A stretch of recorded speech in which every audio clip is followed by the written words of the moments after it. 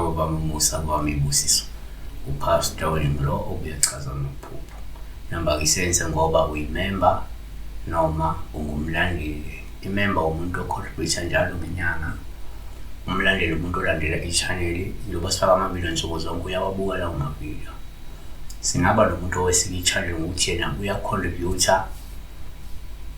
from time to time ume namandla afake phela akawabheka amavideo kodwa uyanikela kwi-channel. So lo muntu angangifonela. Uma kuthi awuyibuka i-channel awuyena umlandeli awuyona imember awucontribute kwi-channel ungafoni.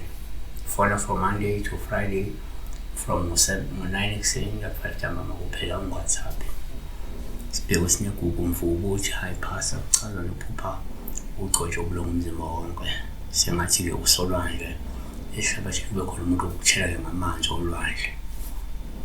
So shuthi nje kufanele mhlawumbe ehambe esihlambulule kusinegugu angabusebenzisa ubulungu uma ehlambulula bese mhlawumbe eyogeza ngalo ulwandle. Yabo noma ehlambulula ngabe usebenzisa ubulongo nalo ulwandle emehlambulula. Kodwa asikhulume ngobulongo-ke. One, uphupha ubulongo kuwupholush uma ubugcobela umzimba. Lokho kusho-ke isidingo sokuthi usukume uzihlambulule wena. Two, omunye angayibheka kanje kwesinye isikhathi uma uphupha ubulongo kuwupholush uma ubugcoba umzimba. Lokho kusho ukuthi kuyenzeka sukuma uhlambulule izitshalo zakho. Futhi-ke hamba uzihlambulule la ubone uzihlambulula khona.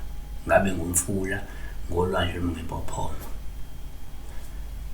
3, kuyenzeka ukuthi uphupha ubulongo bupholush uma ubugcobile umzimba. Longasho ukuthi kumele ubusebenzise phela ubulongo uma uzihlambulula ukuze uzogezeka wena nezitshalo zakho. Yabo? Siyabonga.